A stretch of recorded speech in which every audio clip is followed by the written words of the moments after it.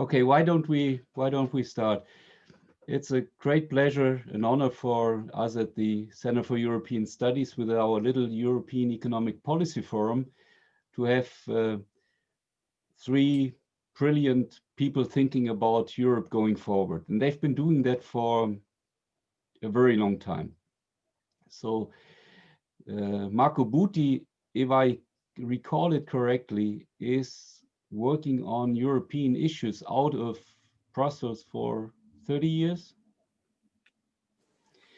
What is much more interesting with him is that he has always solidified his policy work by lots of analytical articles, books.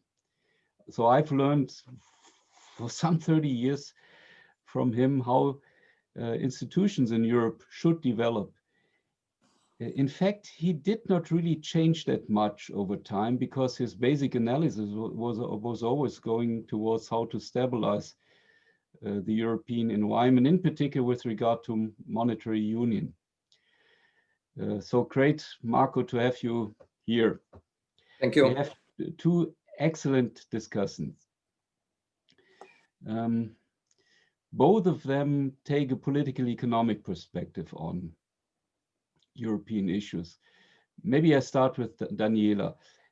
Daniela, for example, has been very innovative in many ways in terms of, in particular, thinking about how to stabilize, macro-stabilize Europe, when she came up with the proposition of a European or Europeanized unemployment insurance scheme with Sebastian Dullin. Hey, by the way, published in an Italian journal in 2007, has been picked up later on a couple of times, also by the Italian government, if I recall it correctly, in 2015. But Daniela has also worked on broader issues, on geopolitical issues. So we're very happy to have her here. Vivian is out just now with a great book on what Europe is ultimately about for those who are Europeans, namely outcome, legitimacy. How can Europe contribute to help support people in their everyday life? And I could continue with lots of books and articles she's written about that, but we don't have 2 weeks of time to do that.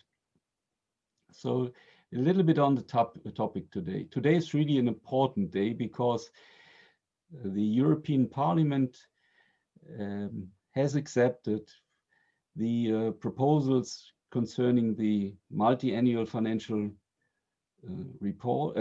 financial budget, a little bit more than 1 billion for 7 years, which is part of a major effort. Namely, on top of this comes 750 billion of an effort to Europeanize the crisis management.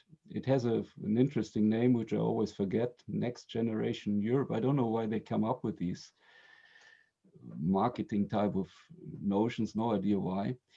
But anyhow, it's really important because it has a very strong solidarity effort. It might have been more, but nonetheless, 390 billion of this will be grants, contingent on future-oriented policies. And that's the topic of today's introduction by Marco. Marco will be talking about two issues very important for fiscal policy, namely European level public goods. So what is Europe for? And secondly, the fiscal policy or fiscal federal dimension to this. How does that fit in the institutional framework of Europe? I don't want to talk any second longer. Marco, it's up to you. Okay, thank you very much, Hans Helmut. Pleasure to be here. Usually around the Halloween time, I come over to New England and do a tour of the universities there. This time we have to do it virtually. Let's take a rendezvous already for next year, hoping that that would be possible. And many thanks to Daniela Vivian for accepting to comment on my introduction. Now, I think we can go straight to the slides. Michael will manage them for me so that you can show them on the screen if feasible. Okay, there we are. Okay, you can go to the next one, which is the outline very briefly. I've given also the discussants and their broad approach. I've taken a quite broad approach myself. So start with the crisis, and then I go what Europeans actually want, and then go through the response to the COVID crisis, and then draw some conclusions to that. So we can go further. The next slide. Okay, this slide here is actually comes from the numbers come from the autumn forecast that we published last week, which cover 2020-2022. And what I have done here, I have compared this crisis here with the financial crisis. So you can see that in parallel with the present developments in GDP, I have also shown you can see the dots, what happened since 2008, 9, 10, 11, so during the financial crisis. And the argument here is that this crisis here is actually about double the size of that. So it is unprecedented, and that is so it's clearly a very important element of this. And in our forecast, we captured, even though not totally, the fact that we are in a second wave of the pandemic. So the hope that some had during the summer of a V-shaped recovery is actually gone. Here, don't be fooled by the V-shaped type. It is more like a square root, actually. And what you can see, or what you cannot see here, but basically I tell you, is that for the Eurozone as a whole, in the present crisis, by 2022, we would not, in the forecast of the Commission, achieved again the level of GDP of 2019 before the crisis. Another point which I would like to draw your attention to are the little boxes on the right-hand side of the picture, which compared in our forecast the level of GDP in 2021 with the level of GDP in 2008, so before the financial crisis. So taking a long-term perspective, and what you can see is that Germany will be about 12 points above the level of 2008, and Italy, on the opposite extreme here amongst the set of countries that I've shown, is going to be 9 percentage points below. So there is a difference of over 20 points between Germany and Italy over the long term, so throughout the two crises. So I have talked about in a Vox column back in July of the risk of a great fragmentation, and fragmentation is not only related to the short term, to the current crisis, but also to the long term. So a cyclical element superimposed on structural divergence, which is of a longer term nature. So one has to assess the response of the EU to the present crisis, also taking into account the need to avoid that this great fragmentation actually manifests itself and comes through. Now, Jean Monnet, you all know, said that Europe will be the forge in crisis and will be the result of the response to this crisis.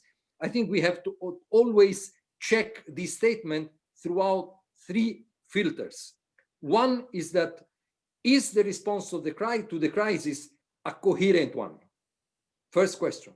Second question, is more Europe always the answer? Third, how to bring about the citizens with us? The implicit answers to these three questions was always yes, more Europe, always coherent emerging from that, and citizens will always come with us. I don't think that is something that we should take for granted. We go to the next slide, and what I show here is one of the many inconsistent trinities. This is based on Danny Roderick trilemma of globalization, and actually recalls a bit the Dahrendorf quandary that had, similar incompatibilities. So I have applied that type of conceptual framework to the European Union and come up with this inconsistent triangle here between deep economic and political integration, democratic legitimacy, and relevance on national institutions. So the argument here is that you cannot achieve the three aims at the same time. So you can only achieve two at once, and then you have to give up on one.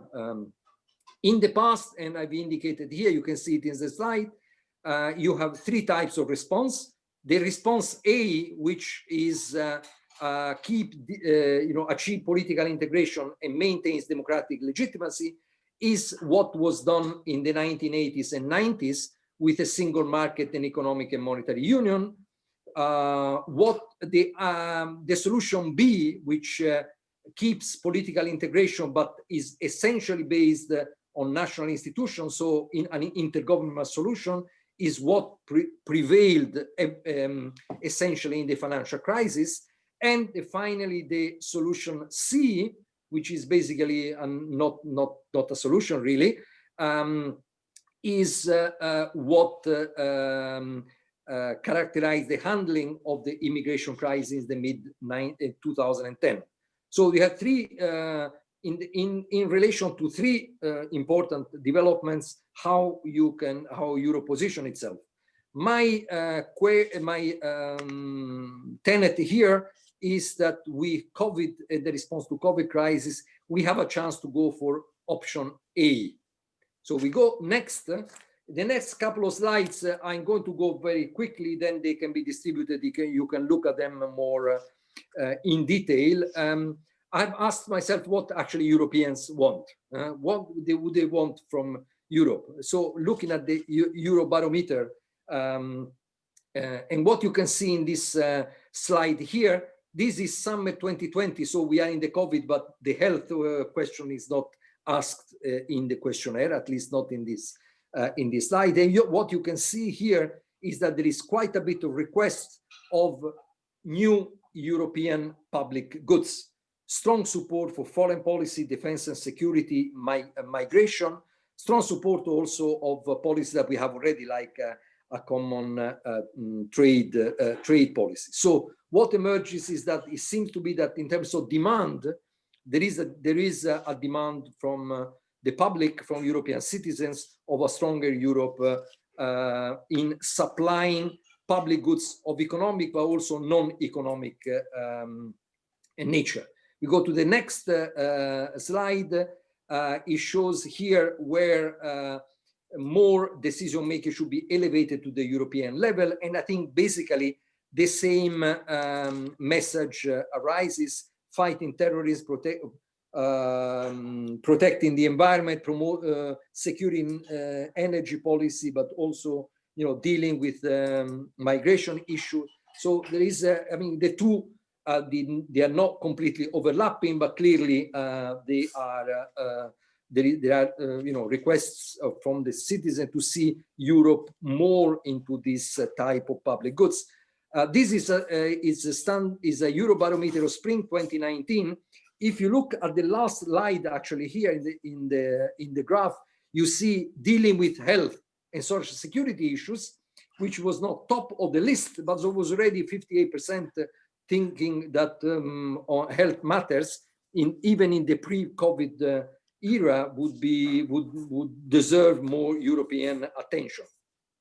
To go to the next slide is actually this one here, asks where it is more efficient to do to deal with these matters. So what you can see actually what prevails in most of the answers is the yellow bar in the middle, which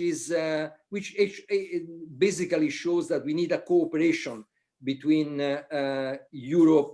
European level and the national level on most of these matters. And here you have also health and consumer protection into the picture, where again 2018, so well before the COVID crisis. So this is what Europeans want. So more involvement of Europe also beyond the traditional boundaries of its action. Now, if you go to the next slide, Europe operates by supplying public goods directly through the EU budget, but also through recommendations. What I have done here is, it was not an easy exercise, and I have to say that one can, question some choices. But what I have done is I have taken the country-specific recommendations that the Commission gives in the so-called European semester to countries, and apportion them according to the Musgrave classification of the functions of government. So the three classic Musgrave functions is allocations for efficiency, redistribution for equity, and then stabilization for stabilizing the cycle. I have put Musgrave Plus adding the sustainability concern. What you can clearly see here is that basically over 3/4 of the recommendations are on the sustainability and on the efficiency side. Less than a quarter on stabilization and fairness. So this seemed to be, and again, it is well pre-COVID crisis, seemed to be not a political equilibrium. So what is, the concerns about equity, concerns about stabilizing the economy receive far less attention than other more, let's say, type of classic recommendations. So this is not a political equilibrium, and I think this is a problem. And the problem you can see politically in the next slide. And here we are. So basically, what the EU is doing operates in the middle dimension of this graph here. I mean, when you don't think about policy action, you intervene in the pre-market. So it is essentially about endowments, physical and human capital in the markets, and this is on opening markets, integration, etc. And in the post-markets, that is essentially welfare systems. So we operate, and you can see it throughout what I have presented so far, essentially in the markets. Now, while the nation state operates more in the pre-market and in the post-market dimensions. But populist forces, they operate in the same dimension. They want to close markets, they want to close borders, they want to restrict and protect. So it is all natural that there is a clash between the EU and the populists of the left and of the right, because we operate in the same center dimension. This is clearly not a political equilibrium in my view, and what we should think about both in what we do and what we recommend to take into account the pre-market and also in the post-market. So you cannot only show the harsh phase of Europe via competition policy, trade policy, opening the markets, etc., which is essentially quintessential for the role of Europe, but cannot be the only thing we do, because we risk to be, in a sense, the targets of populists of all sorts. So we go to the next slide, and we go into the post-COVID dimension, because here the Eurobarometer is new, is October 2020, and citizens have been asked what should be the response of Europe to dealing with the COVID. And what you can see here, that is the EU should have greater financial means. So a majority of the interviewed actually supported that, 54%, to deal with the pandemic. And also 2/3 of respondents agree that the EU should have more competencies to deal with crises such as the pandemic. So overall, there is a request for more, for a stronger role of Europe. You can see that also in the next slide, where if you take the 3 priorities, which top the list here, what people expect is to develop Europe to develop a financial means to find a treatment or a vaccine, establish a strategy for facing similar crises in the future, and developing a European health policy. By the way, if you stay tuned, the Commission will adopt, actually has adopted this week, a number of proposals to move towards a common European health policies. So this is what what is emerging from the citizens and my overall analysis.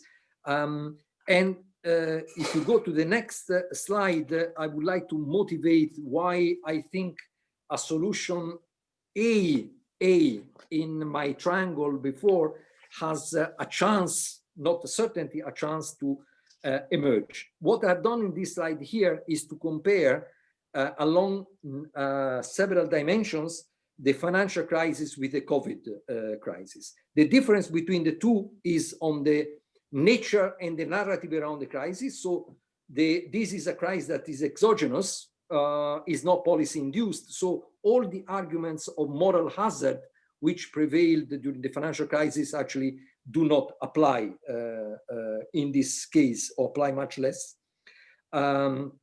I think there is an awareness that the policy mix and the fiscal stance during the financial crisis was suboptimal, or too much on the ECB shoulders, too little fiscal activism. And finally, I think the very important dimension is the very final one here on the international cooperation. Actually, during the financial crisis, the G20 rose as the main forum for policy coordination. There was close US Euro area interactions bilaterally and within the G7. And now here, as to the present crisis, I put politely limited, but de facto there has not been a role of global governance in this. So the responsibility for Europe to respond to itself, to the pandemic in a way that is sustainable and effective. So this awareness is shown, and this moving towards a more politically balanced and policy balanced response you can see in the next slide, where you compare this with my pie on the mass grave. You can see that what we recommend, the approach we have, is a much rounder, much more comprehensive one, taking into account the environmental transition, certainly the productivity element, the stability, but also the fairness. So you can also visually see that we have a more comprehensive approach to this. If you go more specifically in the next slide to what we have done, you can see here again, comparing financial crisis and the COVID crisis, the kind of measures that we have taken. And I have distinguished here between institutional building and pure rules-based reforms. And you can see the intergovernmental and the different colors here, mixed or supranational. De facto, what we have is that the intergovernmental solutions prevailed during the financial crisis, whilst this more supranational community-based solution is actually prevailing in the COVID crisis, due also to the reasons that I have outlined before on the nature of the crisis. So the lower role of moral hazard. So we put in place the Next Generation EU Recovery and Resilience Facility, which is the heart of that. But also on the rules based, actually, we have suspended the SGP, which is, we have done that for the first time, and we are now reviewing the whole surveillance framework. So what is emerging from the crisis is a response which is more based on community method, more institution building, and a more active role for the EU budget. You go to the next slide, and which is one but last, is the okay, Hans Helmut, the Next Generation EU. We try to give a sense of future oriented policy. In the name, what you find here is what the Commission proposed and what the European Council adopted in July. The bottom line is the 750 billion that you can see here, which has remained the same, but the composition between the various pillars of the proposals have actually changed. The first pillar is supporting the member states. The second pillar is supporting the private sector. The third pillar is drawing the lesson from the crisis. So what you can actually see is that what is going to be allotted to the member states within the 750 has gone up by 80 billion.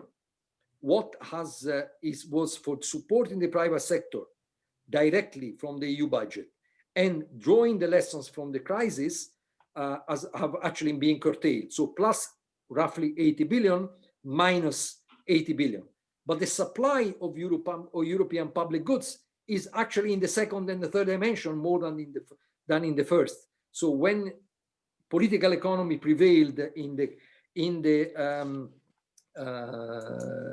negotiations, in the long nights in July of the European Council, the public goods allocation actually were curtailed. So a very important, very courageous decisions but with some downsides also, which is what I have just indicated. We go to my final slide, is how all this has come through, and I have put here the country positions in along the two dimensions. So the x-axis is intergovernmental versus supranational community method, and vertical axis the responsibility, so / risk reduction versus the solidarity / risk sharing. And you can see here where countries have, in my completely personal assessment, moved during the COVID crisis compared to the financial crisis. So there has been an important shift of France. There is this even more important shift of Germany, in my view, having both changed quadrants. Now, what one could expect that in the implementation of the RRF, Next Generation EU, there would be some move up also along the vertical axis towards more responsibility by Italy and Spain. I think that would be a key element in distinguishing whether what we have put in place is a very important, unprecedented response, but essentially a one-off response to a epochal crisis, or whether this is amounting to a change of paradigm in European integration. I think we have a chance, not guaranteed, but it's possible, and that would solve my impossible triangle via the A solution. Here we are. Thank you.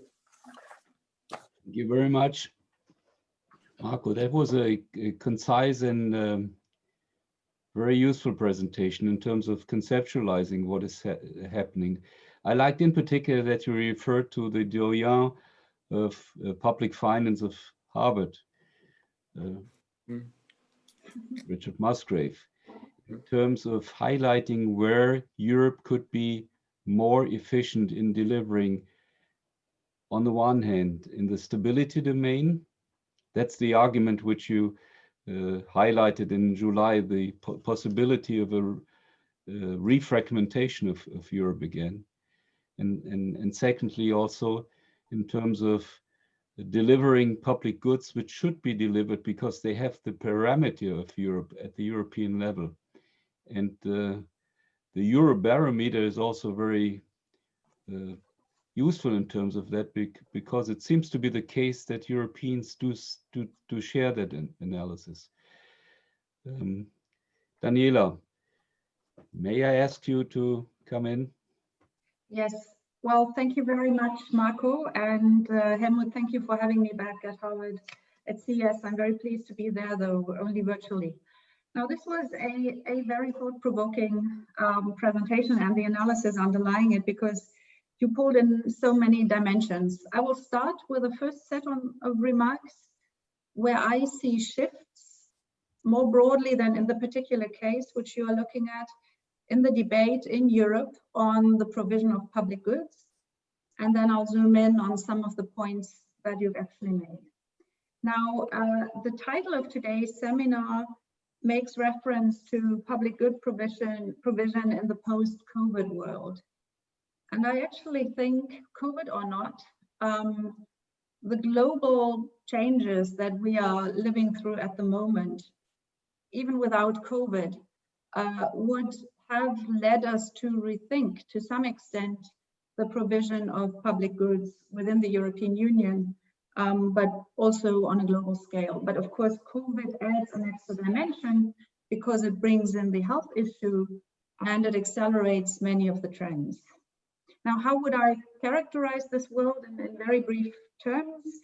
It is a world where great power competition intensifies, and Europe realizes it no longer sits in a calm and peaceful place, but has to cope with many challenges coming both from China, but from Russia as well, and from the US, though now with the Biden administration, possibly in a more constructive way, but challenges will still be there. Europe has had 4 years' time to question whether it can rely on US provision of protection and defense.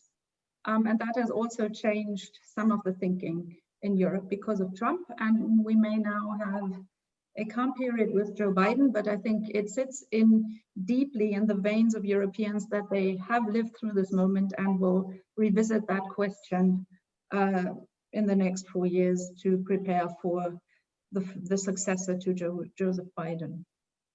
I think climate change has really accelerated the debate. And then, of course, the health issue. Now, why does this all have an impact on the way we discuss public goods? Well, if we remember what sort of the concept is about, when do we think about public goods in the EU context? It is when the EU delivers better, or is maybe the only actor that can deliver as a union rather than member states individually. And the two drivers of this are, of course, economies of scale, because you are more and can spend money together and have synergies in what you do, or you prevent negative spillovers. Now, the world I've described, I haven't gone into the transnational problems that are pushing onto our agenda: climate change, the need to handle carbon emissions and transition our economies, but also cyber attacks, the need to protect digital infrastructure, and so on. So if we look at that world and then we add COVID, I think there are many, many reasons for Europeans to reassess the question: do we really think that in this world on key policies, we can provide our citizens with the best policy outcome alone, or where's that case to work together on the European level? Now, COVID has added two dimensions. One is the health issue, as I said. The realization that once and again, we have integrated Europe. In this case, we have created a space where people can move freely across borders, and we actually encourage them to do so. And at the same time, the European Union can't provide the necessary human protection in the case of a health crisis. And the immediate reaction, as we all know, was the pulling up of borders. And the fact that governments took on this responsibility to protect their own citizens, mostly in a national context, depending on the moment of the crisis as it evolved, also in a local and a regional context. But in any case, the level where integration had happened, so that space, the European Union did not provide for that protection. And I think this is the backdrop against which I would assess the changes, or the maybe not radical changes, but the positive view of citizens on the EU as a provider of public goods. So it is both this immediate experience of the health crisis, which is possibly a more individually felt crisis, not only in its health dimension, but also in its lockdown dimension, in its impossibility to travel dimension, and in its economic and social dimension, than anything that we have seen since 2008, when the financial crisis spilled into the EU coming from the US. So I would say that is an important point, and you gave us all the data, Marco, which actually shows that there is a public opinion background against which political leadership can take forward this discussion. And I'll come to whether this has already happened in a second. Now, I think what you told us about the budget with that graph, that circle with a number of colors, that is really a key progress that Europe has made, and you rightly so highlighted that. The various dimensions that are reflected in this graphical representation of what the budget actually delivers, both the cyclical downturn element, the structural adaptation element, and the recognized need to deal with deep and lasting structural divergence, not only within the Eurozone, but also within the EU. But on top of that, two major transition agendas that the European Union has to deal with, namely adjustment to the climate agenda on a corporate, on a societal level, in terms of research and all the other dimensions. And then, of course, the digital agenda, which all coincide at the same time. So I would agree that what has been presented with the multi-annual financial framework and the other elements that have been agreed upon since this spring, the recovery fund, and you named them all, this is a huge political achievement. Now, coming to the question which you raised, where in the triangle do you situate all of this? Is it scenario A, as you said, institution building at the supranational level, just like we have seen during the Eurozone crisis, in particular triggered by the sovereign debt and banking crisis? I would say yes. And if I had to make the case myself, you've made it clearly as well, I would say probably the most important element to recognize here is the funding side of the budget, or the whole entity of including the recovery fund and everything. Why am I saying that?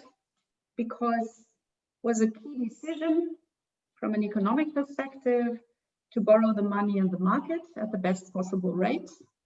But when it comes to the question of how this is going to be refunded, I think the own resource question will gain more and more political importance, because imagining to pay back the sums which you put onto your slides to national contributions, even though there's a long period of time, in my view, is politically very improbable that this will happen. So I would say that with that decision, the EU leaders, and now approved by Parliament, have created important path dependencies, which will lead to further steps that will come. Final remark on your slide about political repositioning of key member governments. Now, I looked at it for a while, and I would agree that indeed the German position on how to think about fiscal instruments in the EU has undergone the most radical change. But I would say if you take the dimension supranational versus intergovernmental, and you don't say fiscal, but you just say economic crisis management, and you don't sort of presuppose what kind of instrument it is, I would argue that the German government was perfectly at ease with a very strong role for a supranational institution in the crisis as it evolved as of 2008, namely leaving this job to the European Central Bank. So I would say this change of position really only applies to the fiscal part or the budgetary part, but not to crisis management as such. So the thinking here is not necessarily in the past that this should rather be done in an intergovernmental way, but that sort of the reluctance to engage budgetary means, either on the national or on the EU level, that this is actually the major and most important move. I have tried, of course, over the past month to understand how this move of the German position was possible. And Marco, you are much closer to all the negotiations. But I would say that in addition to all the factors which I mentioned, which now constitute the international and global context of EU policymaking, I would say that in spring 2020, the perception that the EU was facing an existential threat in the sense of integration can actually be undone was even bigger in the political class in Berlin than it was in 2010 and the following years, when the sovereign debt crisis pushed the euro and the Greek membership on some occasions very close to the brink. But this was not translated into a perception, okay, this whole thing can, although we knew the risks and we had the dark nights where markets went crazy, but this spring, the political understanding was much deeper, that this could actually go very wrong and that no government could actually afford, in particular not the German one, could afford this happening given the global context which I described. Thanks a lot. That was it. Thank you. That was Hans, we can't hear you. I didn't know that I had been muted or muted myself. So that was really excellent. I'd like to maybe highlight 4 or 5 points. The first is you stressed the economics of European integration, economies of scale, dealing with externalities, where Europe is better capable than individual nation states, even the big ones could be. You highlighted the additional risks which weren't thought about at the time when those concepts were developed, climate, cyber. Climate possibly much more important, horrifying. You alluded to a dimension which Europeans felt not being treated well, l'Europe qui protège, which is now at the forefront with this crisis. What I in particular liked, and many of my German friends don't like, you spoke of path dependence. So some of us hope this is really now pushing towards the right directions, others hope for the opposite. And finally, with regard to the repositioning, I'm wondering where France really is on many of those dimensions. I might like to leave it with Marco now to respond, because Daniela has unfortunately to leave at 7:10. Marco. Okay, no, thank you very much. Thanks to Daniela. I mean, okay, we are too much aligned to make it very exciting. So I don't basically disagree with anything you stressed, but let me give you a couple of comments. So first of all, I think the point that you make, that the need for change came up, it was already evident pre-COVID, I think is well taken. Actually, when this new college came in on the the environmental transition, new Green Deal, digital transition, etc., I think he had already done important steps to change the policy agenda. COVID was really a huge trigger of all this. I think in economic terms, the awareness in a world of troubled globalization, let's say, or globalization to be redefined, of the unsustainability of a model which is essentially export-led, I think it was important, in my view, in pushing towards a solution which is a rebalancing of the role between, let's say, monetary and fiscal, and not leaving it all to the ECB. On the ECB itself, I mean, my assessment here again, based on the experience of the financial crisis, in any currency union, you need a certain amount of risk sharing. Either you achieve it explicitly via the budgets, or you achieve it implicitly or a bit by stealth via the balance sheet of the ECB. Politically, during the financial crisis, the second mode, which is doing it via the balance sheet of the ECB, essentially, if not only, apart from the ESM reform, actually prevailed. It was politically easier, even in Germany. I think after Karlsruhe, much more difficult to leave everything on the shoulder of the ECB.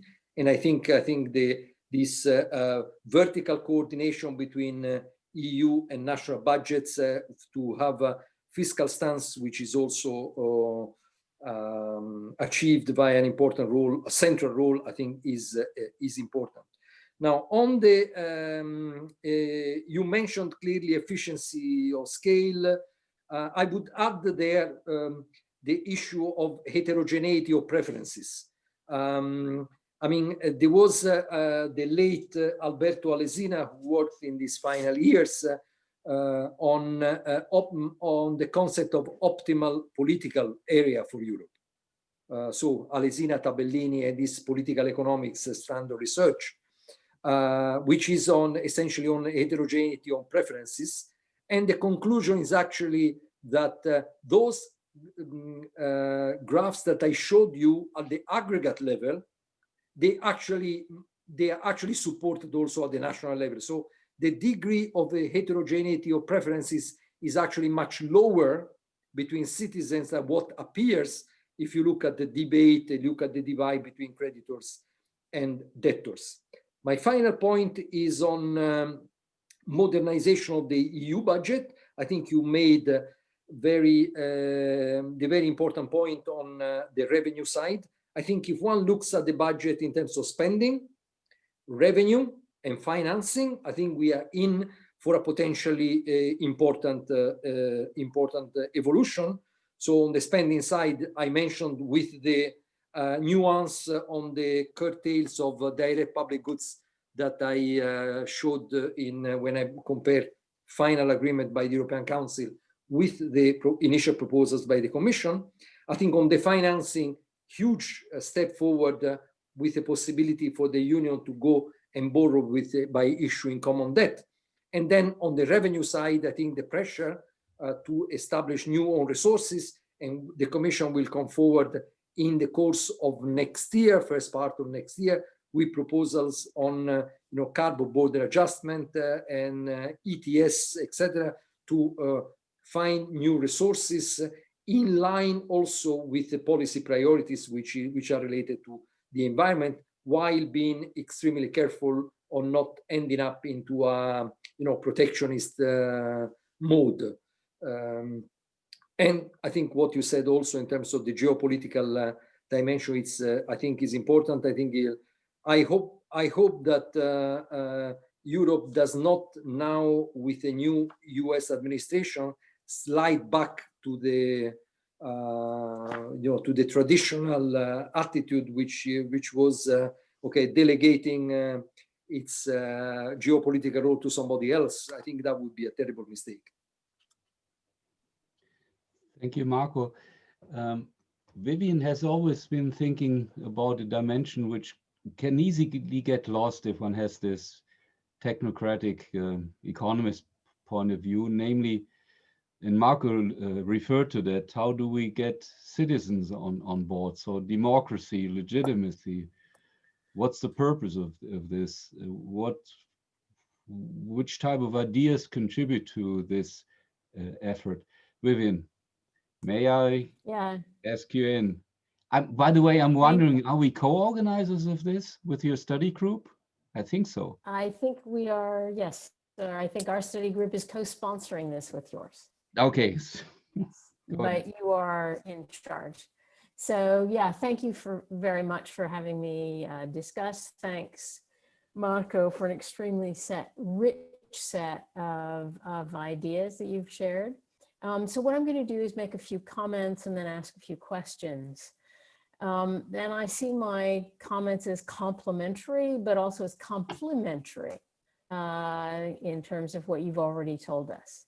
So 4 things I'm going to ask or talk about. Moral of the story on the COVID response. I'm going to suggest another way of thinking about the inconsistent Trinity. I'm going to ask, how do we explain this major shift in the response, especially in contrast with the Eurozone crisis? And then what's left to do? Well, you've answered some of this already. So thinking about what you've already told us, I think the moral of the story on the COVID response is public opinion clearly favors more EU-level public goods plus more cooperation between the EU and the national levels in a wide range of areas. In terms of the budget, the Commission is much more focused on public goods, EU-level public goods, than the member states and the Council. But does this mean that the member states and the Council are more focused on national public goods, or at least in budget discussions? Next, inconsistent Trinity, which you take from Roderick. And I'd like to ask, is it possible to have all 3?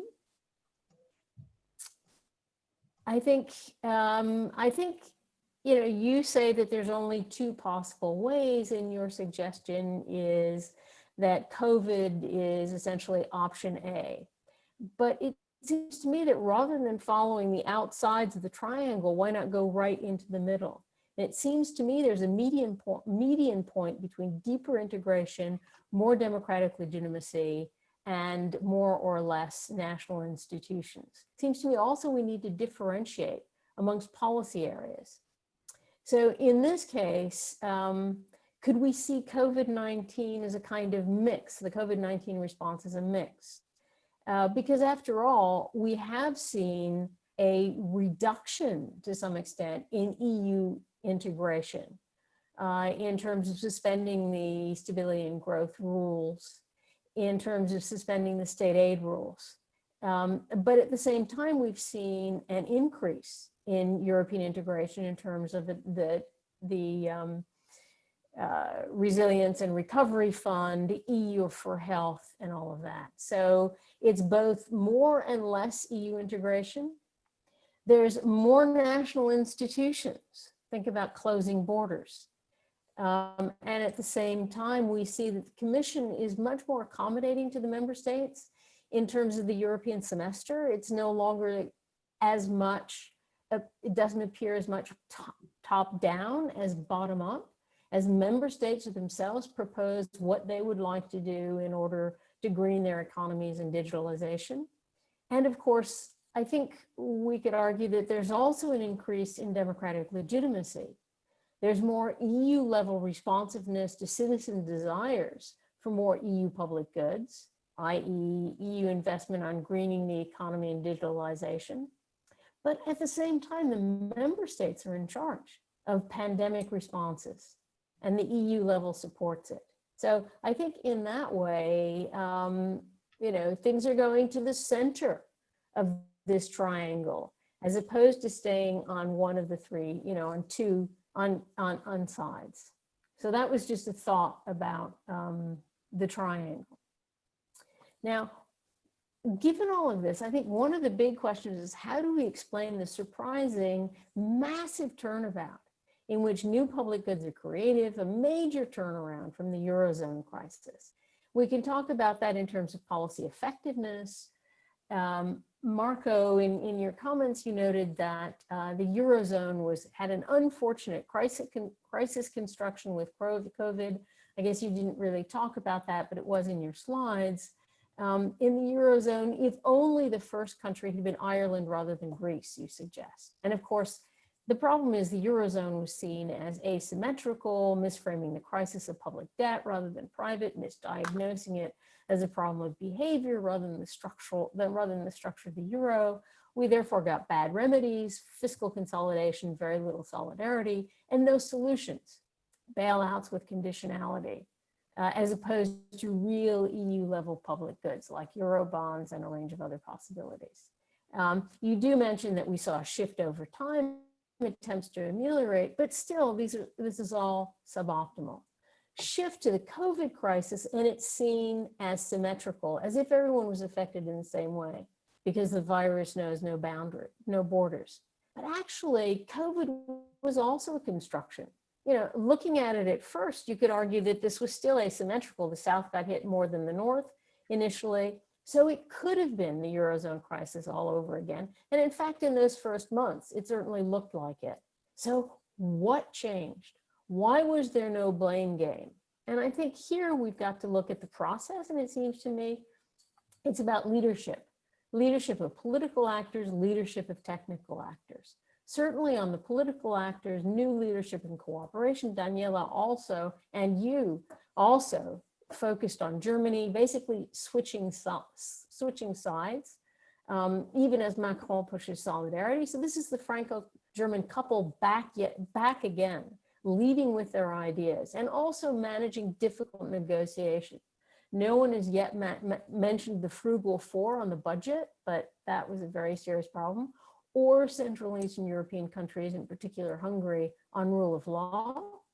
So political actors, leadership, new leadership, but of course technical actors, Commission, ECB, also extraordinary leadership, new innovative ideas that they propose to the Council and develop and implement where they can on their own. For the Commission, you know, you can mention the Employment Support Fund, sure, EU for Health, upping the ante on the Resilience and Recovery Fund, proposing spending on the green economy, digitalization, and on and on and on.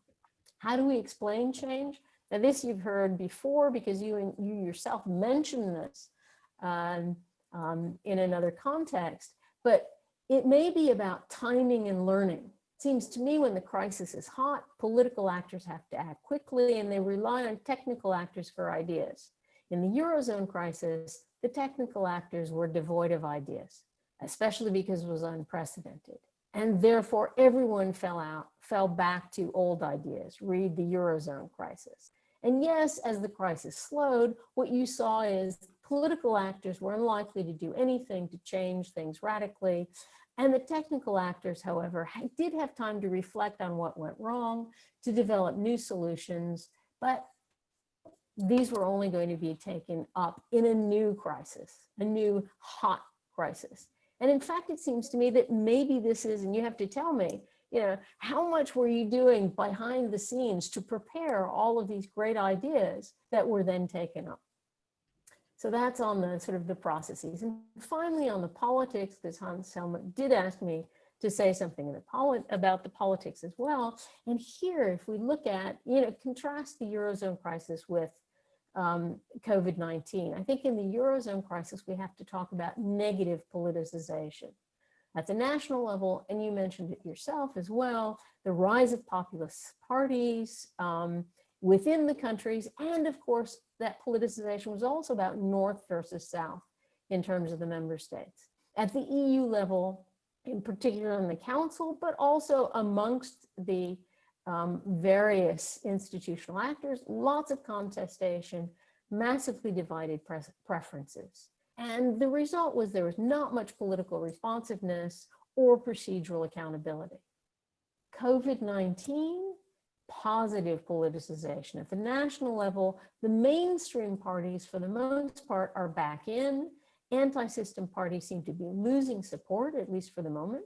And at the EU level, in the Council, most member states are cooperative, and the Council reaches win-win solutions despite the frugal four. And on top of that, the EU institutional actors work cooperatively together, passing the ball back and forth for what we could argue is a win-win situation. So, yeah, so the question now would be, how do we explain the crisis? You know, the fact that we had this great leap forward. And then the final question is really, and I'll just, you know, raise the issues very quickly. What about the things not yet done? The recovery fund is temporary. Will there be a permanent fund? What about the EU's own resources, which we mentioned already? What happens to the suspended Eurozone deficit and debt rules? Are they going to be eliminated? Obviously not, but how will they be reformed? And, you know, think about this amazing architecture that is the European semester. What changes will happen to the fiscal boards? Will they shift to economic planning councils, the national competitiveness councils? Can they become industrial policy councils and be democratized with social partners and civil society as part of it? And I could go on. How do you revise state aid rules, taxation rules? Because we still have massive problems. Corporate taxation. And then needless to say, democracy and the rule of law. But I'm not asking those final questions because you have enough on your plate. Thank you. Thank you. Thank you very much, Vivian. That was fascinating. You addressed and illuminated many of those issues with 4 questions, basically. And in particular, I found it important to ponder the issue of how does this shift of perspectives come about? What is behind that? I was wondering, because we were talking about, you were talking about negative politics and so forth. Might some of this negative politics not come from the fact that Europe has been perceived, as Marco also highlighted, as mainly integrating negatively, tearing down borders, liberalizing all around the place, but not, so that's Tinbergen, negative integration, but not supporting those who were, as a result of that, in need of very substantial adjustment. Marco, I hand it over to you. Okay, no, thank you very much again. I think, like with Daniela, I'm very much in agreement with what Vivian said. I mean, let me just maybe a few comments. First of all, on the doctrinal element of the triangle, of the impossibility triangle and the trilemma.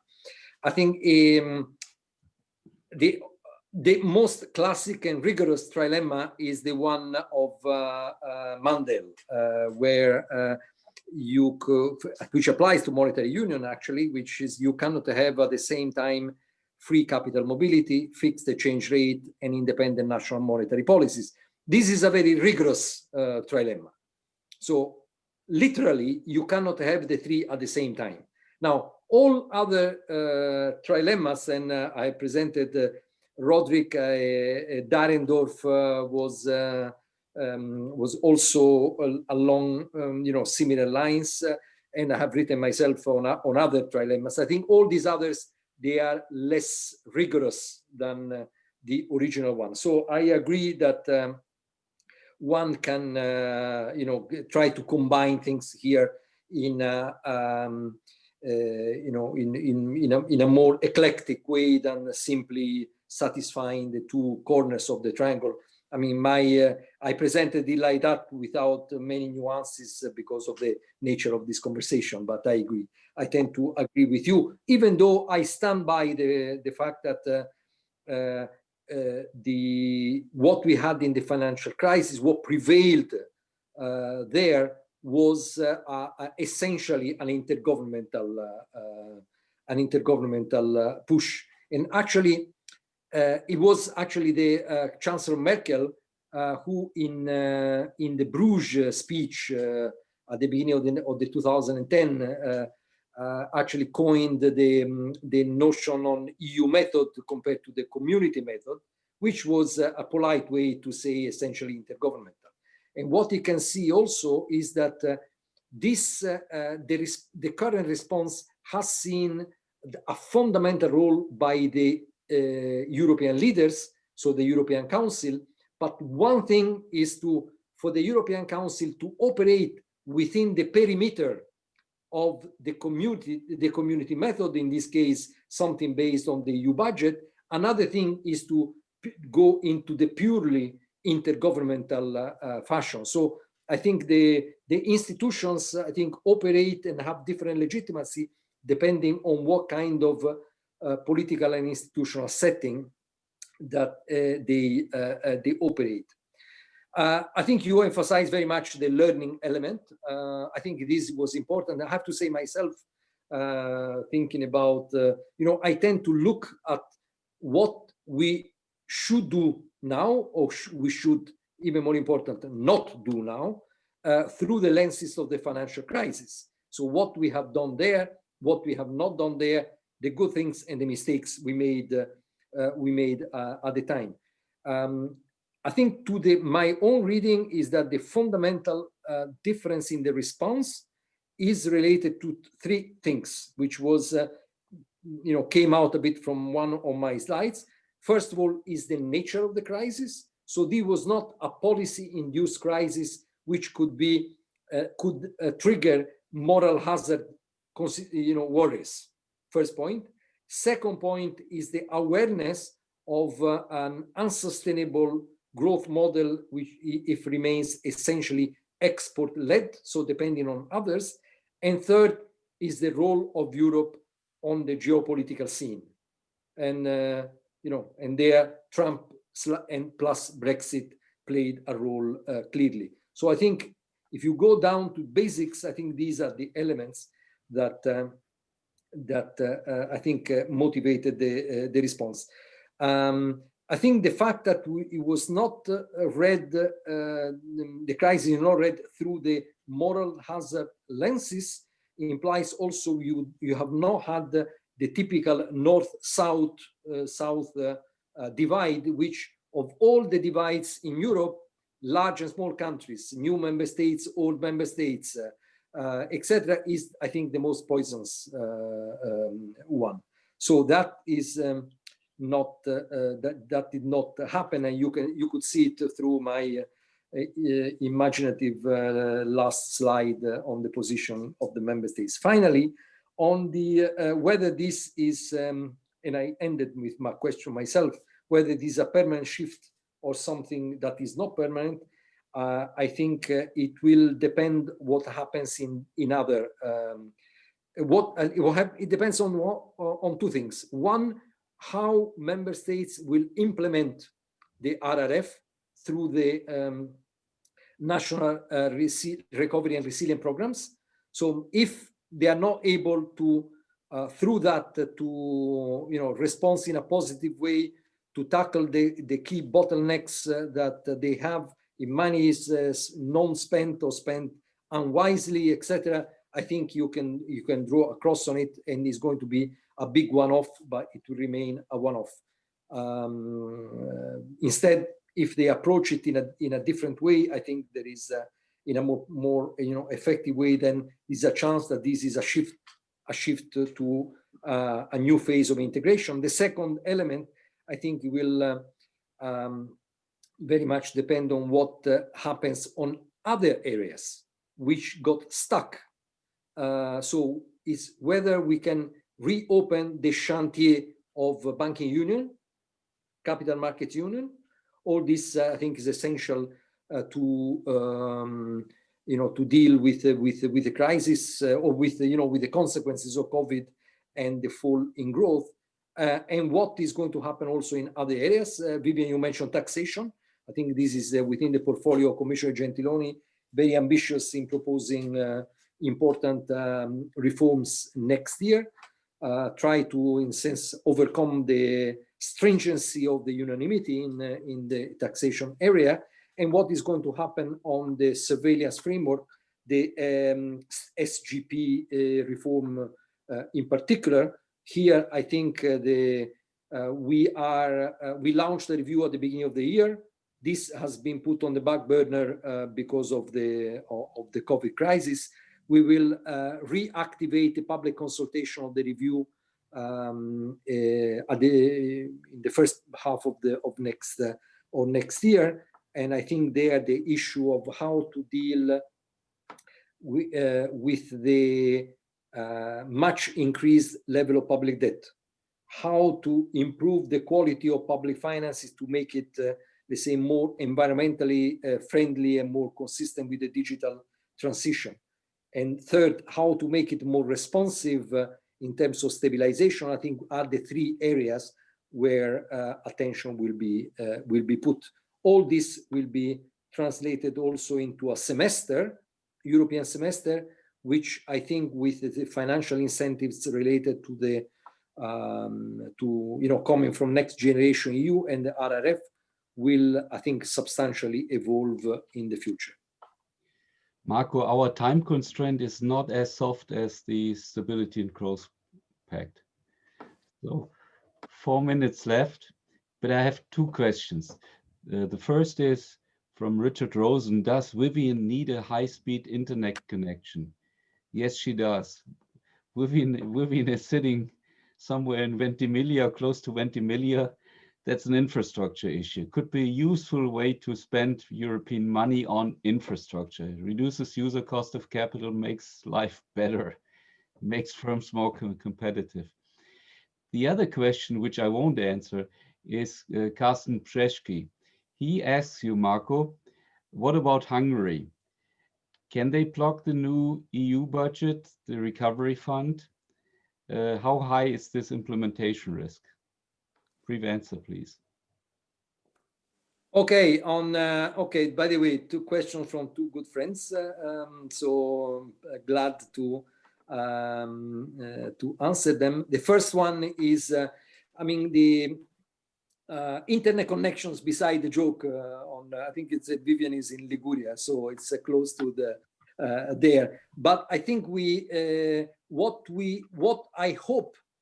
I really hope would emerge from the implementation of the Recovery and Resilience Facility through the national reform programs are not only projects, investment and reforms addressing national priorities, so in line with the country-specific recommendations, but also with the flagships the 7 flagships that I have highlighted by and put forward by the Commission, which are in the environment, in the digital, and in the social area. So and this via transnational projects.